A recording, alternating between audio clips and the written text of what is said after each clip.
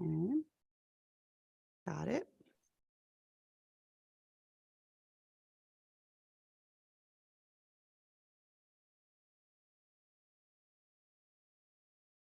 All right, everything looks good.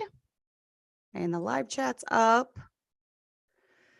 So I'm going to put this over here. This kind of gives people a chance to join. Okay, I got the notification for it. Good. It's like we are good to go. All right, so we're just going to go ahead and get into it because I know we have a lot to go over. I'm hoping usually when I have guests, I kind of tend to go over the hour that I plan, but we'll see. I don't want to keep you guys too long. Thank you for joining. I want to give a little backstory. I met Mrs. Hiles. It's Hiles. I met Mrs. Hiles a couple months ago when I was at Pastor Bradley's church for their camp, and I was instantly intrigued by your testimony because for several years since I've had the show, I've had women reach out to me. And these are women that have been sexually abused. And I want to give a trigger warning. There is lots of open discussion on the show about sexual abuse. We are here to talk about that tonight. It's a very heavy topic. But I believe it's one that's commonly taboo among Christian circles because it is so hurtful and harmful to girls and boys that it happens to. But it happens. And in fact, someone left a comment on the post that I had shared this saying, conservatively, 1 in 4 girls are sexually abused before they're 18. And I believe 1 in 6 boys are also sexually abused before they're 18. And this happens in the world. This happens among Christian circles anyways. Not anyways, but it happens among Christian circles as well. So I think this is a needful topic. And I want women to see that there is life after sexual abuse and you can have an abundant life in Christ after this has happened because Christ can make all things new and Christ can heal. So that's why I was instantly intrigued by your story, and I got to know you throughout the week, and I just really enjoyed getting to know you and your husband. So her husband is also joining her, brother Brent Hiles, and they are going to talk together about some subjects. I thought it would be interesting to hear his side, his perspective from a husband's perspective as we go into this topic. So Mrs. Hiles, can you please just introduce yourself, tell us a little bit about you, and then we're going to kind of get into your backstory as much as you're comfortable sharing. This doesn't have to be, it's up to you. You use discretion, but this is, I do want it to be open. You know, a lot of women have gone through a lot of things, and I think it's good for them to know they're not alone. So whatever you're comfortable with. I know you've written a book, correct? Yes. Okay. So it's kind of a teaching book, a little bit, you know. Okay, we'll say something about that, and hopefully I'll link to that as well. I haven't even read your book, and I'm very interested too. Been a busy summer. So go into a little bit of who you are, and then also just your salvation testimony, and we'll start getting into a little bit of backstory with you. Okay. Well, I was born in Crawfordsville, Indiana in 1964. And my mom and my dad had they had twins, but the twins were born premature and passed away at 6 months. And then she went on to have my 2 brothers, and then she was pregnant with me. In 5 months, I was 5 months pregnant, and my dad was in a serious car accident on the way home from work. And he was going over a bridge and there was a semi coming, and wasn't enough room. So his car went under the semi. He had internal injuries and he passed. I guess I have to tell you my story in order to get to my testimony. So my mom, she had me, and then 2 years later, she had my sister, and then went on to have 3 more children. And my mom couldn't take care of all of us. And he was in and out of different relationships that were abusive. And I guess I could say that he dated 2 men. One what I would call one the molester and one the beater, because she went back and forth with these 2 men. And we never seemed to catch a break. So there was a lot of trauma, a lot of very scary times, and we were always running from one or the other, depending on who she was with at the time. So we were always moving. And there were some times where I guess I could tell you that there was a time where we were woke by the police because she was running from the beater, the abuser. And I woke up and there was a policeman standing over me. And there was glass in my hair, and he was getting all of us up and getting us out of the house because the abuser had stabbed my mom in the neck, and she was laying on the pavement, and we had to walk past her to go to the neighbors. And so about, I would say almost a week, my mom got out of the hospital, and we went back home, and she had told me to go upstairs and take a bath. So like any child, I was happy my mom was okay and she was home, and I'm going up the steps on my hands, and I get to the top of the steps, and there's a pair of man's boots right there just as I start to go stand up and go around the corner. We talk about terrifying. I ran down the steps and I was screaming and crying and saying, "There's a man upstairs." I didn't look up because I was too scared. And there was a man upstairs, and my mom's like, "There's nobody up there. There indeed was somebody up there," and she was hiding him. So my brothers went and got my grandfather, who lived a couple blocks away, and he came over with a shotgun, and he was going to kill him. And so, needless to say, it was very terrifying. Through so many different instances where my mom would go back and forth with these men, and then another time she went back with the abuser, and again he found us, and we heard him pounding on our door, waking everybody up, and you could hear his change falling out of his pockets. And he was using the bathroom on the porch, so mom took us out the back door, and we were running to the neighbors, and was constantly getting away from him. And then when she would leave him, he would go back with the molester. And this happened from the time I was 5 until I was 9, that these things went on. And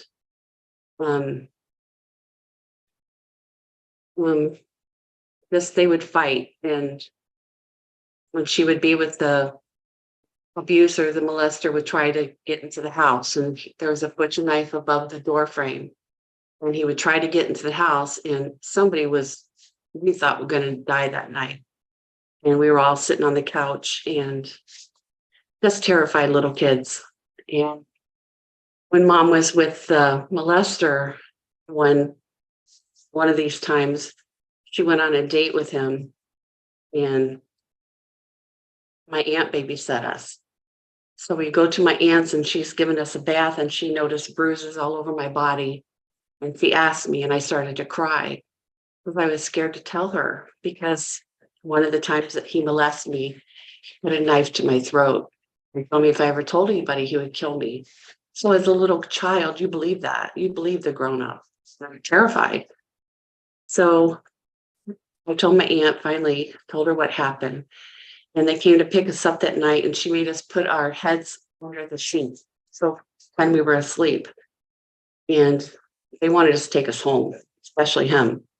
But she told him no, that she'll bring us the next day. Well, the next day we didn't go home. We had, this just happened. So many years this went on, different scenarios, different, situations. And she called the authorities, and it was a week later, I think my mom had to go to court. And I just remember my mom walking back home because we didn't have a car, and she was hanging onto the fence as she was walking. I just saw her. She was just broken and was sobbing. And she came and told us that the welfare was going to take us away, that there was just so much, there.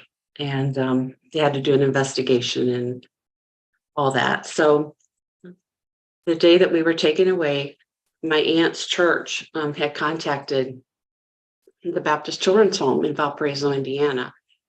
So I remember it was September 8th, 1973. It was my brother's birthday. And they came and got us and took us to the Baptist Children's Home. Now, my life does get better after this. I had the sweetest house parents, my foster mom, and they loved us. And we went in and we had bunk beds, and on our beds we had stuffed animals. And I think I said this be my testimony at camp, that I had a big green dog in my bed. And because when we were taken away, we didn't have anything but some clothes on our back. And I shared that I had this broken clown bank that I loved. Even though it was half of its face was missing, it was mine, And it was all I had. And it takes the longest time till I, threw it away, but it was all I had, and I clung to it. And anyway, set that up on my dresser when I got to the Baptist Children's Home, and we had a closet full of clothes, and we were all malnutrition, so there was tons of food, which kids are like all the goodies, and there was just they took us to church every time the doors were open. Our first Christmas, we had presents, and they asked us if we wanted to open presents that night or wait till the next day. And of course, little kids were tonight, so we could play. Well, the next morning we woke up and the tree was just filled with presents again, the months. And so it was a blessing. I mean, I didn't know it was a blessing then, but I was happy. I missed my mom. I was happy to be out of that environment. And so I didn't receive Christ until 4 years later when I went to camp. And this is my favorite part of my story. When I walked into chapel, there was a sign above the chapel on the platform. It said, "To be like Jesus." And I remember the preacher preaching a sermon on how God loved us so much that he gave his only son to die on the cross. And I sat there and I just wept. And I thought, God loved 7 little kids so much, he took us out of that environment. And I didn't get saved, during the altar call. But on the way back to my cabin, I was just crying. I was just so overwhelmed. And my counselor saw me and she took me down by the lake. And I remember it was a clear night. The moon was so bright and she was talking to me. And that night I sweetly accepted Jesus as my Savior. That's an awesome story. And do you feel like your heart was more open to the fact of Jesus loving you and paying for your sins, maybe due to that void that you had in your life, what you had been through? Yes. I think that, I don't know, when I accepted Jesus into my heart, I instantly had a father, a father figure that I never had. Yeah. And somebody that loved me for me, even though I felt as a child that, maybe I wasn't good enough or pretty enough, or why was all these things happening to me? The abuser would tie me up to a tree so he could fish and I wouldn't make any noise, Mm. and I would just watch the ants crawl up my body as a little game, just just all these little things that happened to me. I just felt, I felt free. I felt like my heart I felt like God cleansed my heart, Mm. Yeah, that's nice. and I didn't have to really worry anymore.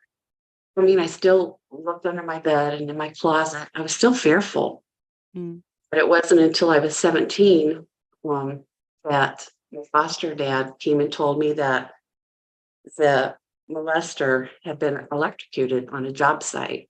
Mm. And I found out later that the abuser had he had died in prison. So I didn't have to look and worry that, someone was going to hurt me. And I had Jesus to lean on. So That was my other question. When you went to the foster home or you had foster parents, did you finally feel safe for the first time? Did you feel safe in that environment? I felt very safe with my foster mom, but it took a while for my foster dad because I was very leery of men, and I didn't want to get close to men.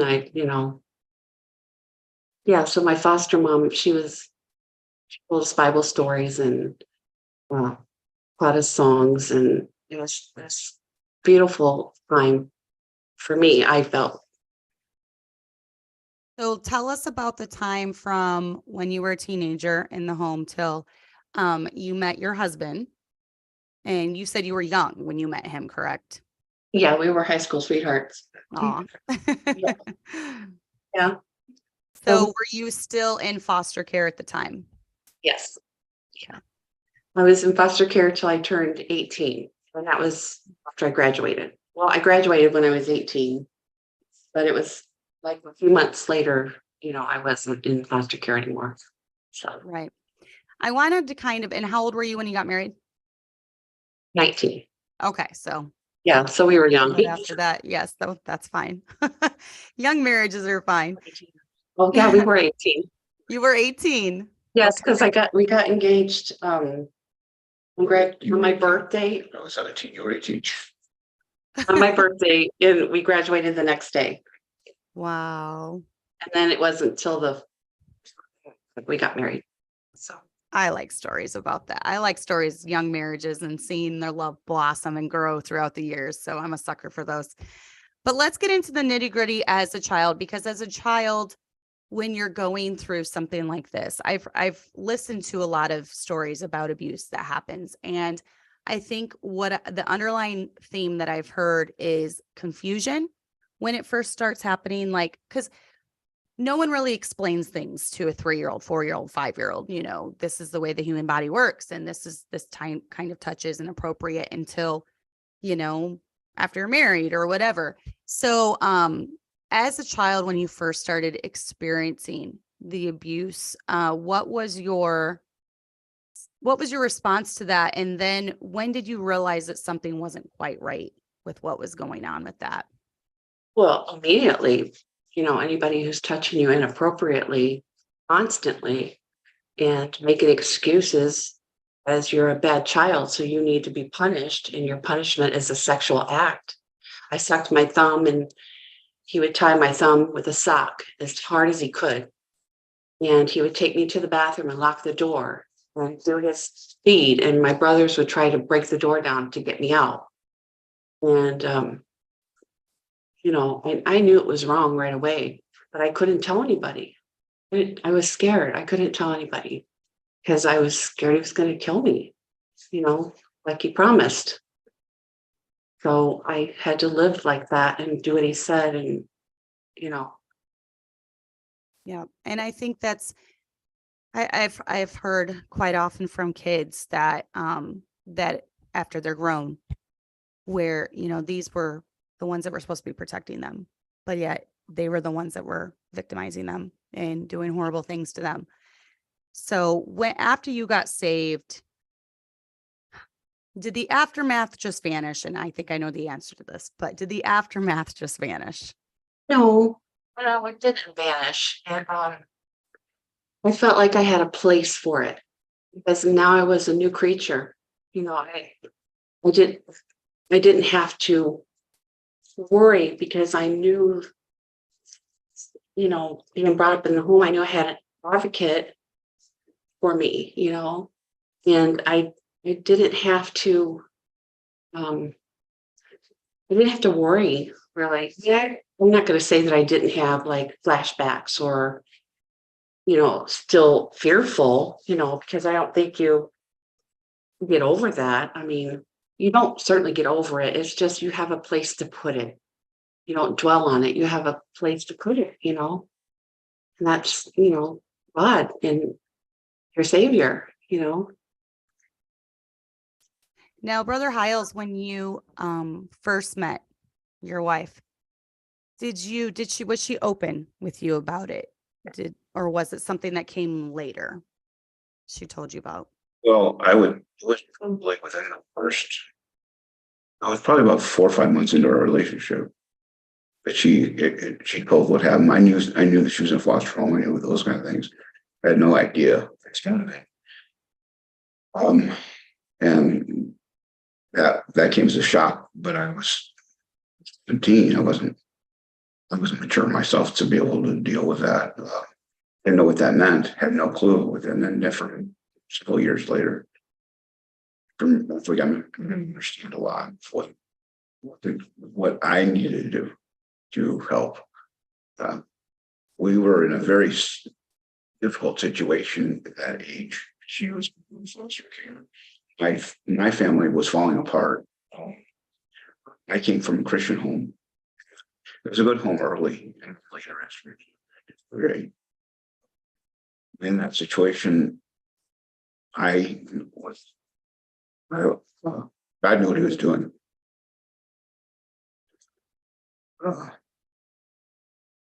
Because it was a very confusing time for both of us. I wanted to I loved her. I wanted to marry her, us to be together, whatever that meant. Or how hard it was going to be. I didn't know. So I had a lot to learn. And it took a number of years to learn it. I wanted to take care of her. I needed somebody to take care of in my life.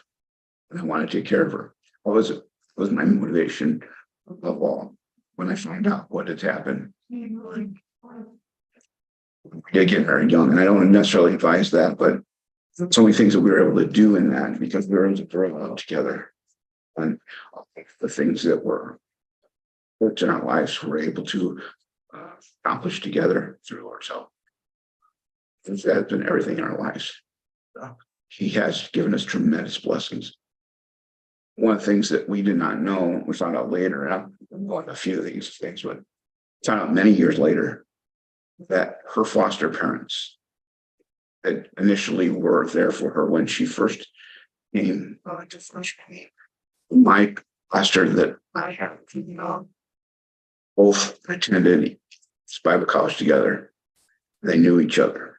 And that amazes me. I was preparing my pastor and her foster parents at the same time for the ministries that they would be in. We were not in the same sex. She was in JRB, the foster JRB church. She was in Bethlehem Baptist. And we're not fellowship.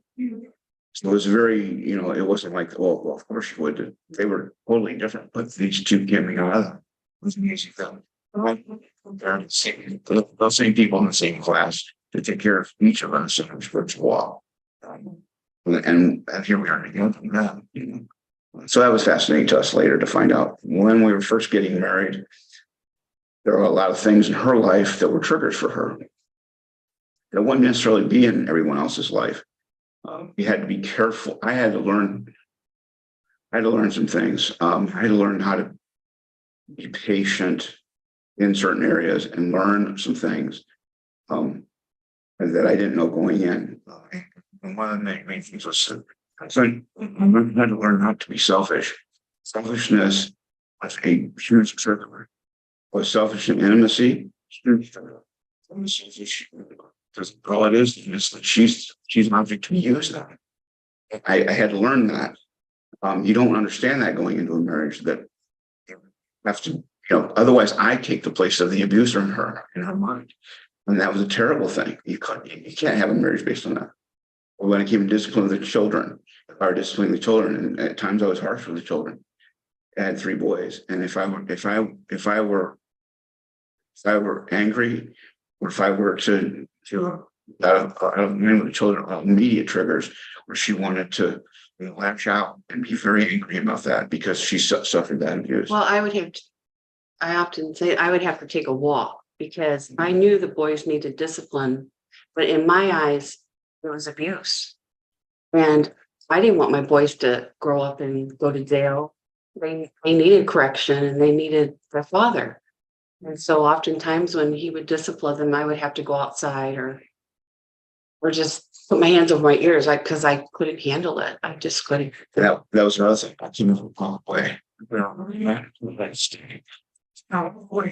Ways. And so all of these things that you learn very young, or you don't learn them at all, you end up divorced. And nobody gives a chance in marriage. I mean, anybody that thought we were going to stay married, they told us that you're not going to stay married. Coming on our 41st year, not going to. We're more in love with each other than ever.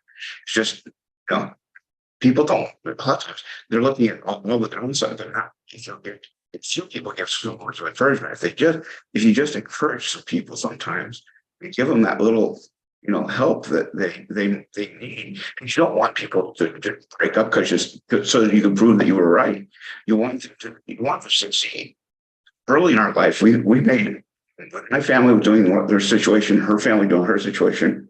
We sat down one night and said, we need to start new heritage because it's a disaster. I have grandparents that are stay true, but our family situation was horrible. We needed to start a new heritage because we couldn't have our children and our grandchildren someday looking back at grandma and grandpa and say, well, they were horrible. We're just going to continue. We need to start new and say, okay, God's help, we're going to stay, and we're going to stay married. Come what may, we're going to stay married, and we're going to start a new heritage. And they can look back on their mother, but say they stayed together, they loved each other, they loved God. A basis for our marriage. There was nothing else for us at that. So That's awesome. And you pretty much answered my question. I was going to ask you, what is some of the most important things that maybe someone who has married someone with the sexual abuse in the past, what are some good things to know? And you said it, know what the triggers are, and then just figure out how to, the selfishness. I think that's probably a huge thing. I would imagine that would do for anyone that's experienced that in their past. And then, I had never thought about the discipline aspect either, but that makes sense. If you come from a home that's, they've been over the top and have crossed the line into actual abuse, how that would be tough for you when your children did need some type of physical discipline. So that's something I never really thought about. But yes, I was going to ask too, did you ever have to reach out for outside help, whether that was a counselor, a therapist, counseling with a pastor? Did you ever need to do that?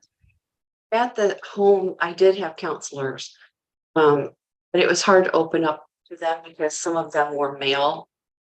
And I did have some female counselors, which were very helpful. So no, I didn't have any secular outside help.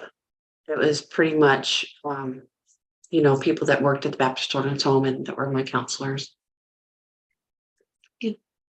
How have women in your own life helped you to move past the sexual abuse? Have you ever had a mentor or someone who really invested a lot of love and care into you? Well, my foster mother, for sure.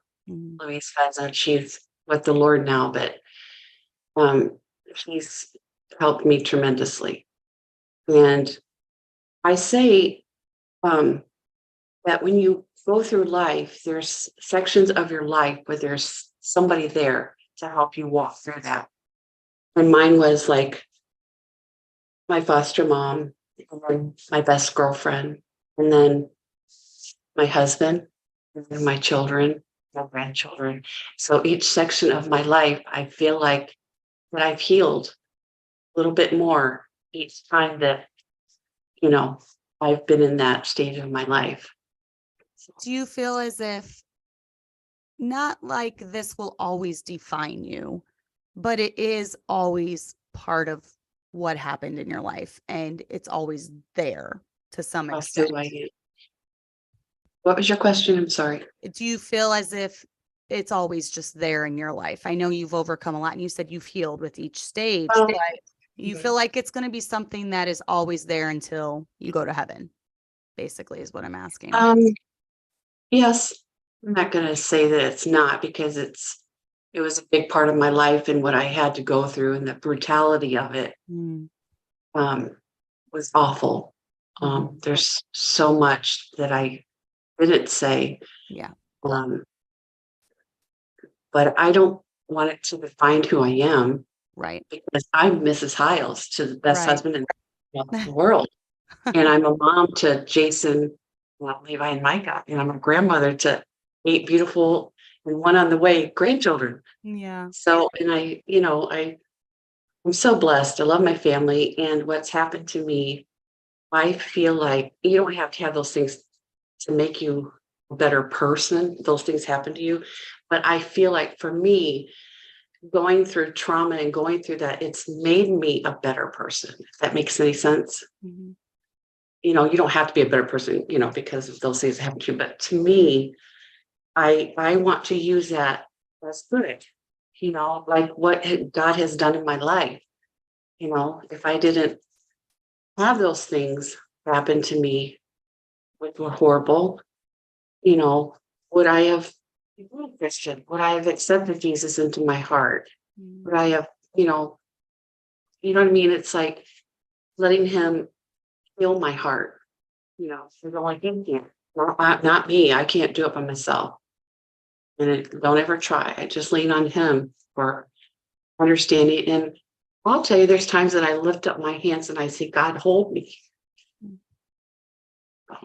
Yeah. Yes. Well, and I think that's what drew me to you was we see so many in this world that are recovering fundamentalist type, right? Where it's just everything that happened to them, they're just a perpetual victim, and they just constantly want to talk about all the things done wrong to them. This is not what I found when I talked to you. I would have never known had you not given your testimony. I would have never Yeah. known, because that's not what I saw when I saw you. Oh, That's not what I I'm- heard about. yeah. I don't want to be a victim, and I don't talk about it. And our children didn't even know until they were teenagers, I don't Right. believe. I don't want that to define who I am, because I'm not a victim. Those people were bad. I'm a victor. Yeah. I have Jesus as my savior, and what he did on the cross is much more than what I endured. And I just glory in him, and I thank him all the time. When she wrote her booklet, I think it was very cathartic because she was able to help. There's been a lot of women that we've heard from have helped by that. Pastors would buy it for their church ladies to read because there is a lot of abuse. But when we were doing the work on that, looking into research and things like that, well, we explored a few things, and that was right before the raising loss type of thing sort of happened. We started to see that trend with social media start to develop.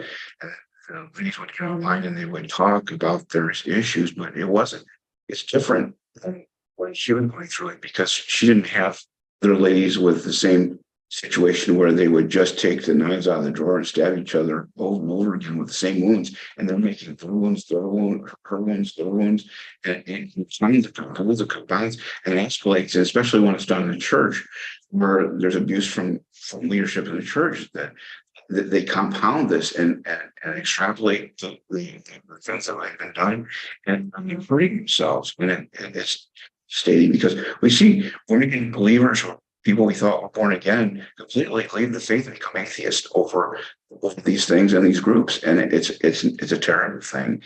And social media is perpetuating that. I'm not for any kind of cover up when it happens. In fact, I'm so happy that God took care of what I would have taken care of. I would have taken both those men out myself. My wife has forgiven. I'm glad God took care of it. Justice is God's, and he's the only one that can take care of these things, because you cannot give a girl back her virginity, no matter how much money you give her, how much time someone spends in jail. You don't get that. And I, as someone who loves somebody, would just be furious over that anybody would ever do that. And men, Christian men, one thing we always taught our boys growing up: these are God's daughters. We do not touch them. We do not do anything inappropriate. You protect their virtue, and men need to learn that. That is your job, like a warrior, to protect their virtue. And we taught our boys growing up that, and their dating life reflected that. They were all there at the altar. And it was just ingrained. That was something you had mentioned in stuff that you asked about, but that we need to teach our young men, just be virtuous, teach them to protect the virtue of these young ladies, and that's that's my only sense of revenge over the kind of stuff. It's just to reinforce that, I got off on tangent, but I'm very passionate about that. No, that's good. I mean, I only have 2 boys. I have 6 daughters. So I have my work cut out for me, just protecting my own daughters. Yes. But with our boys, we've taught them growing up that women are the weaker vessel. And as such, that doesn't mean that they're less than you. That means that you are their protector and you watch out for them. And my boys have always done a great job. I have to hold them back sometimes if, people come after me or something, they'll be like, and especially if it's a man, they're like, oh, you think you're something going after my mom who's a weaker vessel? You're such a punk. They've told off grown men because of that. And I was very proud of my oldest son too, because they were the relationship was very pure, and their first kiss was at the altar, and they were both pure. And I told him, I said, that's for 2 Christian young people that are growing up that way, that's one of the best gifts that you can give to each other. So and I love hearing that story of just this brokenness that your wife experienced, but yet you decided we're going to have a goodly heritage, and you raised 3 sons that walked the aisle pure, which is amazing in today's day and age. It's hard. They're great soul winners. Yeah. Great soul winners. And my wife was stay at home mom. We're fortunate enough to have that. God was blessed us with that. And you would think that a lady who went through all that she went through, we shouldn't even touch the tip of the iceberg of the horrible physical abuse that she went through, either beatings and things like that she went through. But everybody that sees that and then looks at our sons and wives and our grandchildren, they can't imagine that. How did that come from this? It doesn't make sense. It only makes sense because of God. It only makes sense because of what Jesus can do. He's the only one that can repay. He's the only one that can give. He only makes it happen in order for that to happen. Because those 3 boys, they're soul winners. They go out soul winning all the time. Just really just love God, and their families love God, and all the children that are old enough to see Christ have. It's an amazing story of what God can do. In truly beauty for ashes. And that's what He gave the family. How does that happen? It just doesn't unless there's God. Amen. That is very powerful. And it is God. And obviously God is the one who's helped you. He picked up the broken pieces of your life. He brought your husband into your life when he needed to be. He put you together. He gave you a goal, that you were going to start this goodly heritage and raise good children. And did your church help? Did you guys get plugged into a good church after you got married? How has the church helped you move past? My church growing up, everybody was supportive. They didn't know the depth of why we were at the home. They just knew that we were foster kids. So they were always there. And I tell you, the Baptist Children's Home was funded by different churches. And some of these people were the kindest people. They brought truckloads of food, and they gave us, during the holidays, we were showered with, Easter baskets and Christmas gifts and clothes and anything that we would want, and Christmas time we got a catalog, we got to circle what we wanted. There was just so many giving people that just loved 7 little kids, When we became adults, I left home church growing up. So my youth pastor helped us when we got married, but basically we did a lot of church hopping early in our age. A lot of still rebelling on my part. I'm sorry, in my life, but we church hopped quite a bit. We went to all kinds of different churches, Assemblies of God, Wesleyan, this Bible churches, Moody churches. We pretty much went to a lot of churches, but we're always involved in Bible. And I won't get into all of it now, but we came back to First Baptist Church Hammond in 1990. My son, Jason was second grade, and then grade maybe, and came back there and then established roots there. And that's where she was able to write her book, Christian Womanhood. And so her booklet was released. It's not a full book, it's a booklet, but those ladies spent a lot of time with her also in helping tell the story and do that. And Christian Woman still has that. It was just written and then given to them to put out. I think it's in its fourth printing now. I think there's about 4,000 copies that have been sold. But I think they still have it through Christian Womanhood. Who has it now? Whoever has that now. So That's going to be something that I'm going to try to find and put the link to. So it's not on Amazon. no, it is through Christian Womanhood. Okay. I'm going to try to find that link and link to it. When you're talking to women that have gone through this in their past, would you tell them that they can have victory over past thoughts popping up? What are some, you said you had, flashbacks, obviously. What are some ways that you have found to cope with that or to keep your thoughts in, captivity, take your thoughts into captivity? Bible reading, Psalms, huge. Prayer, lots of prayer. And don't dwell on that, because that's not who you are. That's not what defines you. You are fearfully and wonderfully made. That's not who you are. What people do to you doesn't define you. It really defines the evil that they are. And they don't know Christ, So I would say, read your Bible, pray. My favorite Bible verse is Psalms 56:3. What time I am afraid, I will trust in thee.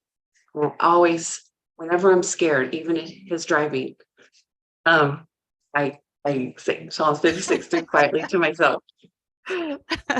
So, it's just Bible verse, and I have a few verses written down. 1 John 4:18. There is no fear in love, but perfect love casteth out fear, because fear hath torment. And when you're scared, your mind wanders, and it goes back to the place that you don't want it to, and you relive it, and it's yucky, and I don't want that. I'm a child of God. I want the joy of the Lord in my heart, always. I don't, as a mom to 3 sons, I didn't want my boys thinking that their mom was this, downtrodden, always sad, living in that. My boys didn't know any of it at the time, but I didn't want to be that kind of mom. Yeah. Yeah. No, that's good. And I think it goes back to the mindset thing and then the victimhood thing, because there are so many women, they just cannot gain victory. Something bad happened to them in their past, whether it was sexual abuse, whether it was physical abuse. They cannot seem to move on. And so that's why I kind of wanted to pick your brain when it came to this, because do you ever have days where you struggle with it still? Well, I'm not going to say that I don't, but I don't live there. Quickly I deal with it. I pray, I read scripture, I pour my heart out to God. More times than I can tell you, I'll cry to him and I say, God, why? Why? Is it to make me a better Christian? When, I think to myself, it's healing. But when I go back, it just makes me yuck. It's just yuck. I'm not there anymore. I want to look forward.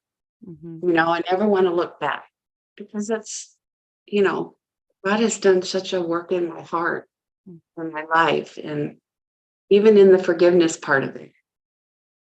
I don't want to be bitter, because I don't want to be a bitter wife and a bitter mom. I certainly don't want to be a bitter grandma. I want to be a cool grandma. So I just want to live in the joy of the Lord, because he is my strength, and he's my song. And I just want to live my life like that. I have bad days where I could curl up in a ball with a blanket over my head. That's just wasteful time, and there's so much joy I could be, just, I don't know. I don't want to live there. What Right. happened to me is sad, and I've had to work on healing that little girl in my life because really I had to. I had no place else to go to God, when I became a Christian. And so I've had a lot of healing to do. And I do have times when I get depressed sometimes, or I have anxiety, or a trigger, a smell, a sound, Mm. seeing a pair of shoes right by the door. I mean, I have all kinds of triggers. Loud noises, I jump, I have to look around to make sure no one's there to hurt me. And just all kinds of triggers. But, again, I have to say, Lord, please take those away. Take that away. I don't want that in my heart or in my mind. It doesn't make me a better person. It just re-injures me and opens my wound. And then I feel sorry for myself. I just don't want to live. Yeah. I have a little bit different. I had a good dad. I had a very good dad, but I lost him at 17. He died of Lou Gehrig's disease. And there is that void. I think there's something in girls, we want our dads. And Yeah. I never blamed God for it. And I know a lot of people get mad at God when difficult situations come. Instead, I leaned on God. He's the one. Jesus is the one who helped me through that. He filled that void. I felt his presence more, I think, at the time of loss than I ever had. And I clung to him. So I'm so glad when I see that other women do that, and that they don't blame God for the things that happen in their life. Rather, they lean on God when those difficult times come in their life. It seems to be the biggest question, and people want to put God on trial so much. Why did you allow this to happen? And instead of taking time to reflect on the goodness of God, on trial. God gave men free will, and they will commit evil acts. They will always commit evil acts. But having God in your life changes the entire equation. God is there to take care of you after what men have done to you, and happens in every aspect of life, whether there's a crime that's been committed against you, or whether you've been put in the bonds of kind of bondage in life. God's always there to walk you through that and be able to take care of you. So if you put God on trial and that bitterness takes hold, you stay in that bitterness all your life. You never have the opportunity to become a person of gratitude. And the more important way to live life is gratitude. To look at our life, look at what God has done for us, instead of look at, why don't you say, well, what have you done? My goodness, you've done so much. Everybody at least that lives in America can say, boy, God sure has been good to us. And that's the way to live, because you can never get beyond what you need to get to unless you have that life of gratitude. And without gratitude, it can take you down a hole that will destroy you. And Romans 1 tells us that. That's skills destroy you.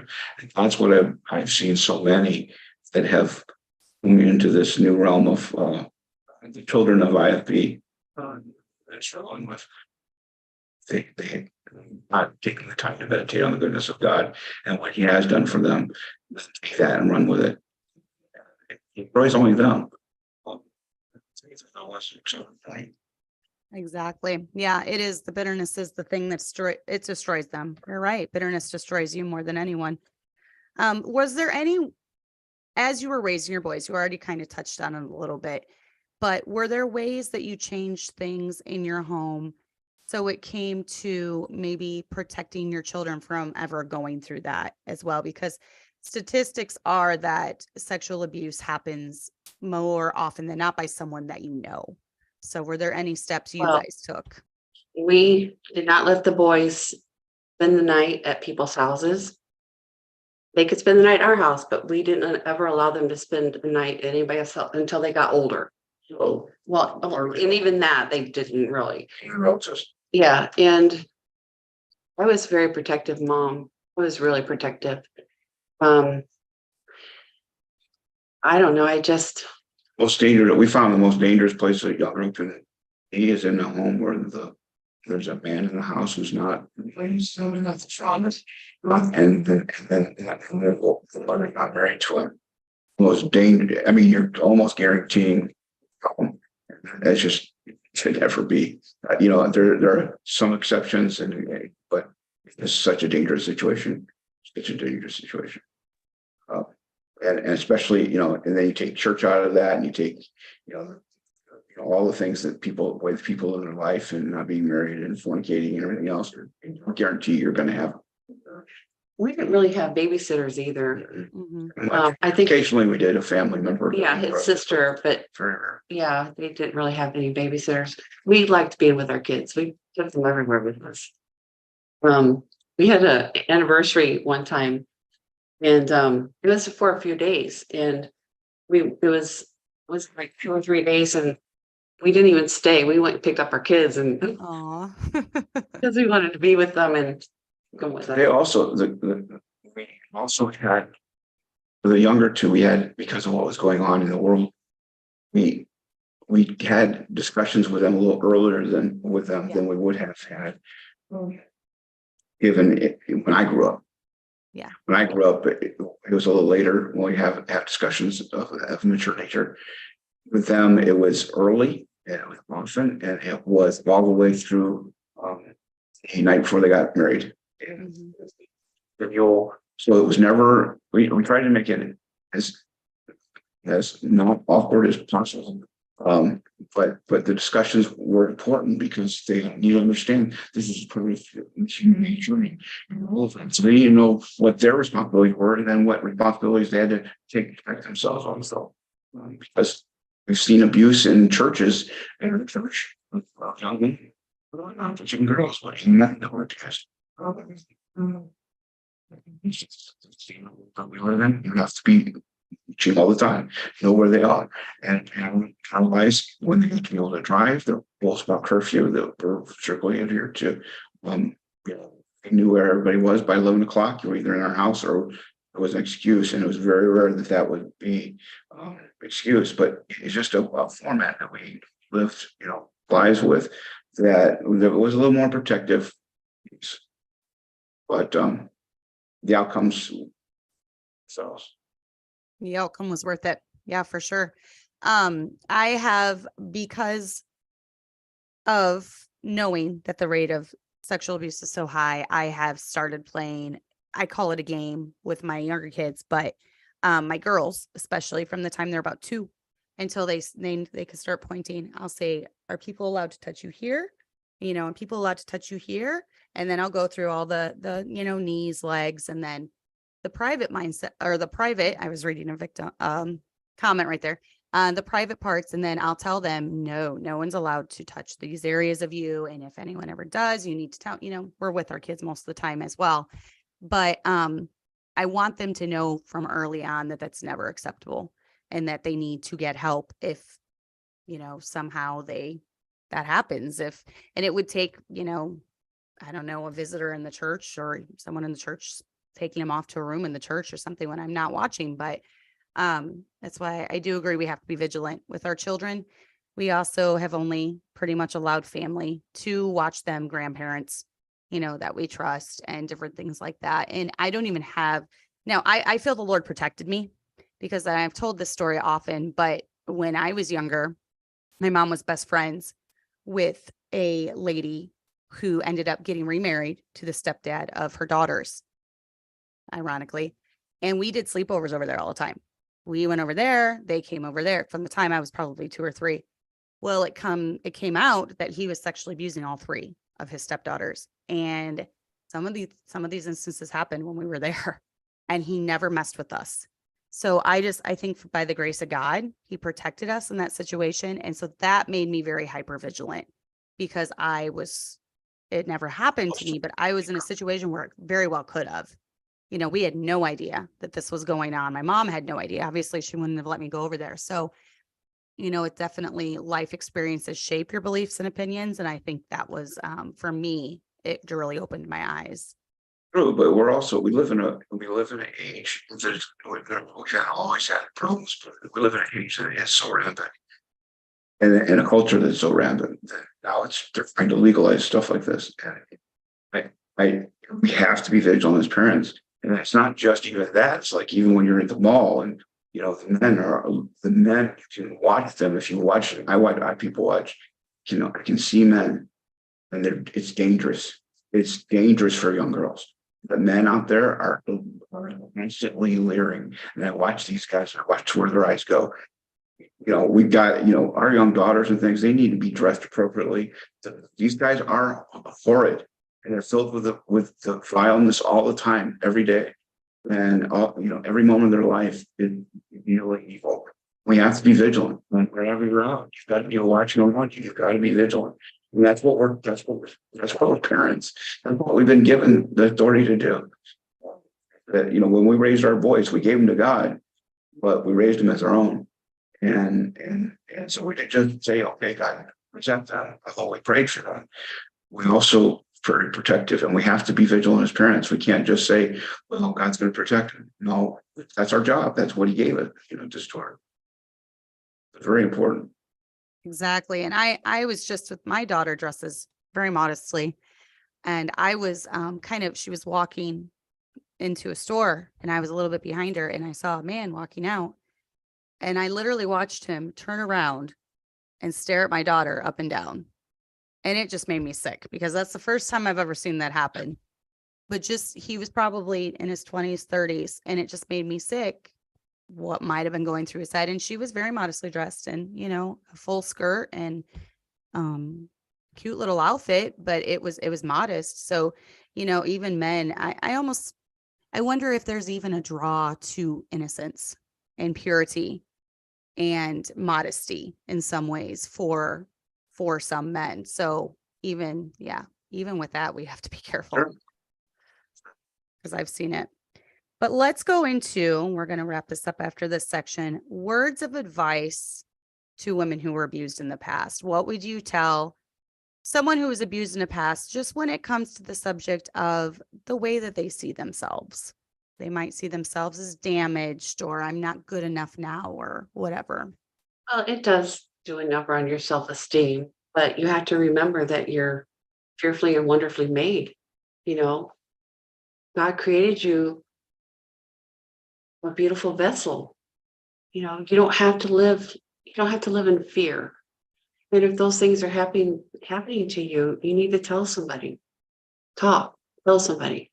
Because I didn't get a chance to talk, and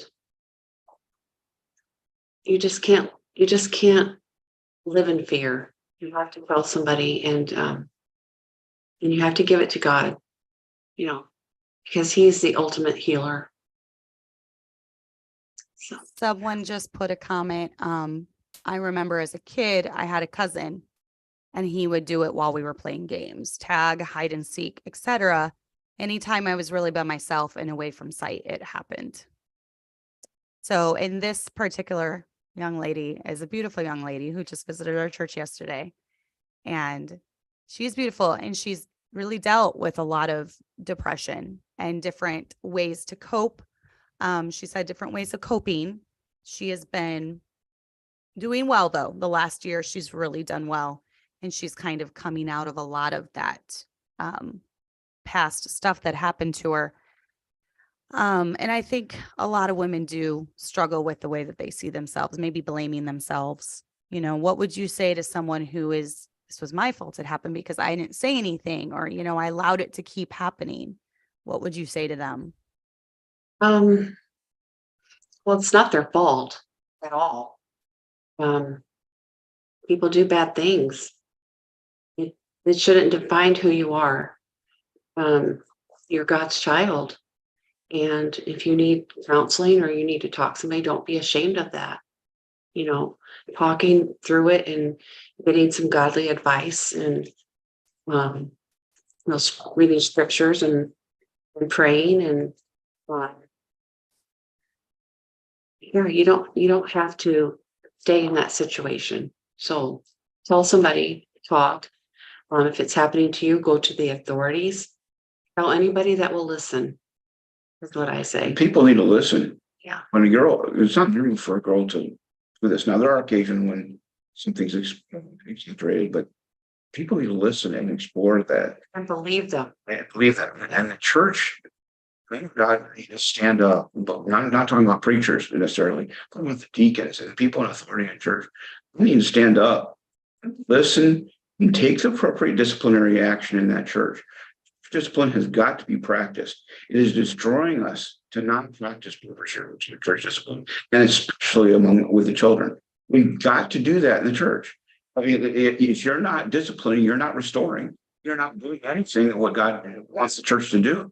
So you go out and get them saved, and then you let them live like self, the whole time, and never have discipline in the church. And you hear about these stories of young girls and even daughters and stepdaughters in the home. That needs to be dealt with, and you have also a legal responsibility to take care of that. And don't let that get out of hand. And don't go to the lawyer and listen to the lawyer tell you how to hide it. That's wrong.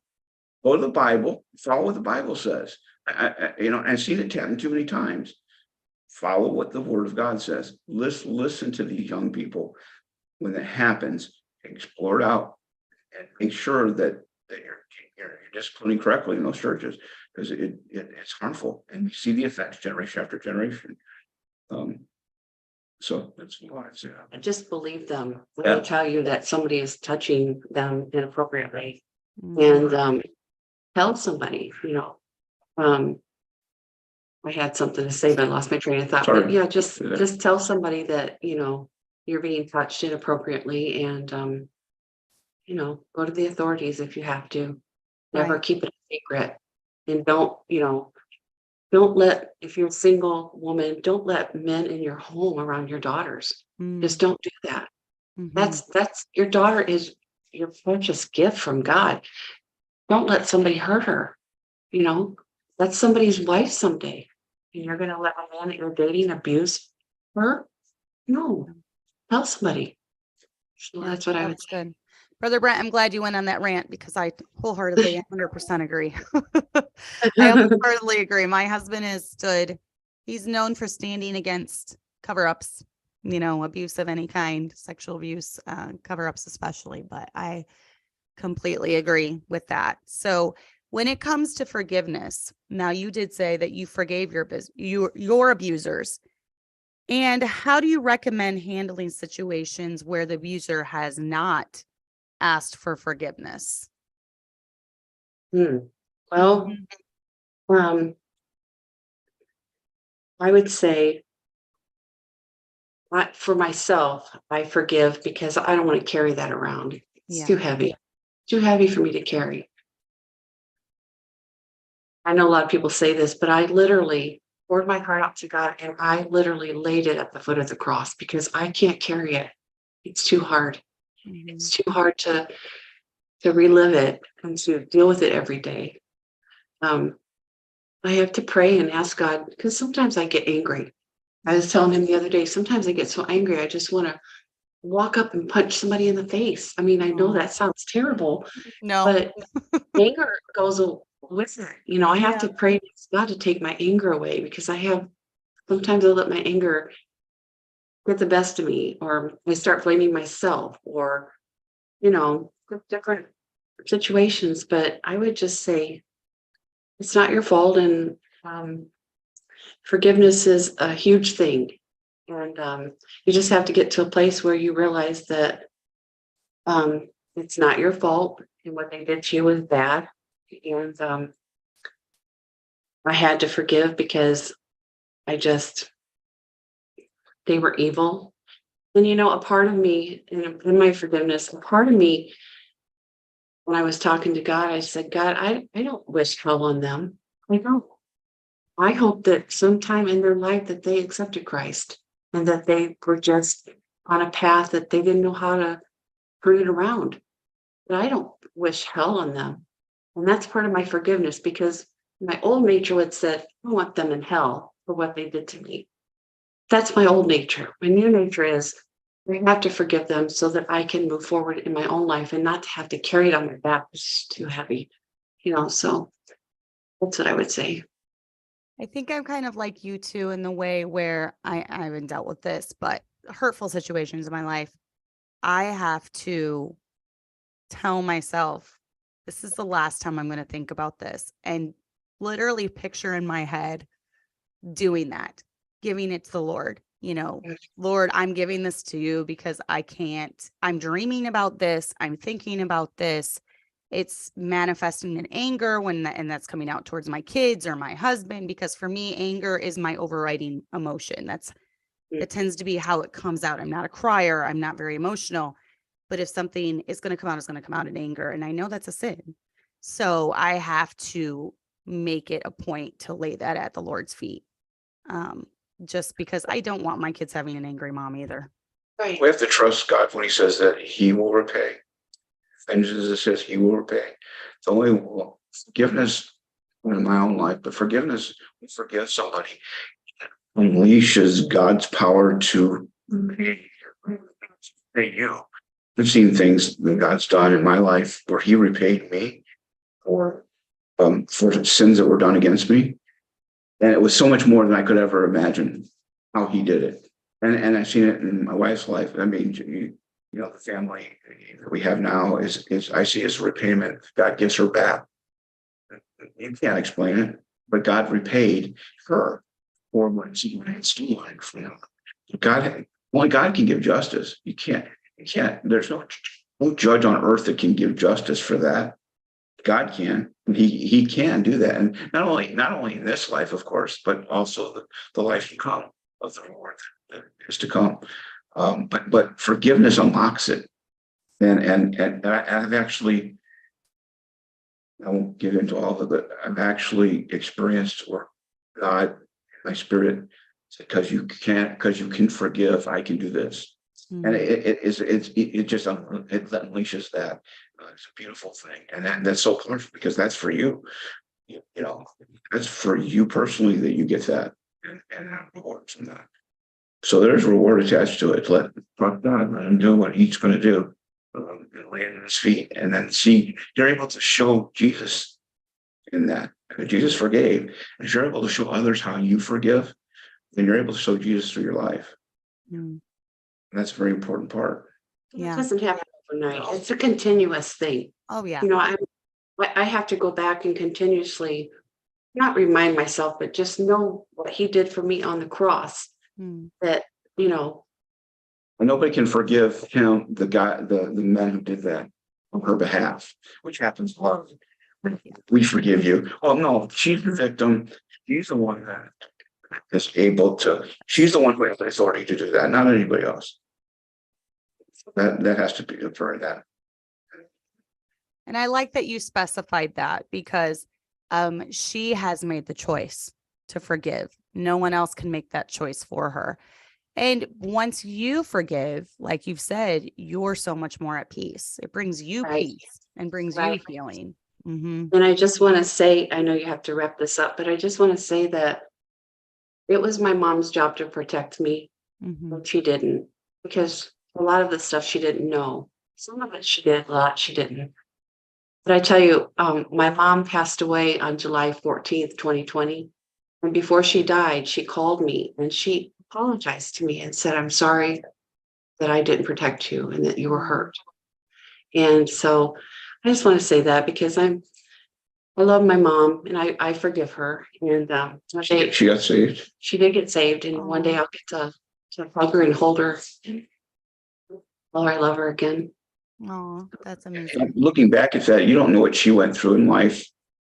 Sometimes we want to judgment on the past generations where they made mistakes in these areas, but we don't know what they went through. And she didn't have the best upbringing. She wasn't churched. She wasn't saved. So evidently she was looking for love from men somewhere. So we don't know what their life was like. And if you just see maybe a little bit about through their eyes what they were going through, she lost her husband young. It gives you a little grace. Maybe open your heart towards them, and maybe they'll get saved. And that's where I was. And a lot of people, how can you forgive your mom and horrible things? Well, that's why.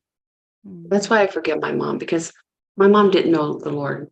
And that's not an excuse, but she knew right from wrong, but she didn't know the Lord. And so my forgiveness of my mom was huge for me, but I love my mom. And I don't ever want to dishonor her in any way. And I'll make her proud. And someday I'll get to hold her and how I love her.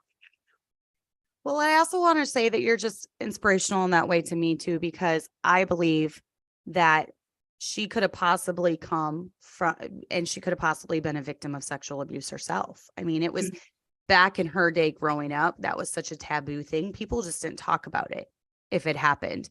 And she could have just, that could have carried on into your life. But with you and your husband, you stopped that chain of events from happening in your own kids' lives and quite possibly in your grandkids' lives. So because of situations that you went through, you determined, I'm not going to let this go on with my kids and my grandkids. And I feel like when people get stuck in this victimhood, they never have the victory to go forward and stop it from happening with their own kids in some way, So I want to just, say how proud I am of you both for stopping that in your own kids' lives. Well, there's a natural part of that, and then there's Christ also cleanses that from all sin. Nobody can pass, and that's what we want to stop. We don't want that bad iniquity passed. Getting that permission that gives one to drench God's law, we didn't want that. And Christ in life, and that's only we don't want just saved children. We want saved posterity. We want them to down the line. I can say, okay, there's heritage going way back, not just now, but we want grandchildren, children to all live that heritage down through generations. We don't know how long we have on this earth, but if it continues to wait on in time, we want our family, because we want Ben's forever, Ben's eternal. We want to be there forever with them. Whoever it comes from, his offspring, we want them forever. The only way to have that is to raise. Amen. Yep, exactly. So just the last thing, what was the best thing that you found in your own life? And we've kind of loosely covered this, but just the final words for just finding peace and moving on with the things that had happened in your childhood. A lot of things have happened in my life that have brought me joy. And one of them is my 8 grandchildren, soon to be 9. I love them. And if anybody was to ever hurt them, you would have to hold me back. Yeah. You just would. They bring me so much joy. My sons bring me so much joy. I have a wonderful husband. I'm so thankful. Our daughter-in-laws bring us so much joy. I love my daughter-in-laws. They're all beautiful. I know they're married now because I love my daughter-in-law too. Well, so I love my daughter-in-law so much. And they're good wives and good mothers. And that just thrills my heart. I'm just so blessed and just thankful. That's amazing. And you have to give the shout out to the son that didn't want you to embarrass hey, him. Levi. Love you. So that's just for Levi, just for you, since you told her not to embarrass you. So she definitely has to embarrass you. I thought that was love funny. you, Micah and Jason and Levi. Yeah, you can't forget anyone. So thank you so much for coming on. I really enjoyed this talk. Yes. And I'm going to look into getting your booklet too. I want to see that. I want to read that. Great. Hopefully maybe give it out, have it available for women that come through here. So thank you, Brother Brent, for joining and giving us your perspective and your words of wisdom. I enjoyed getting to know you both at camp, and I enjoyed all your sermons.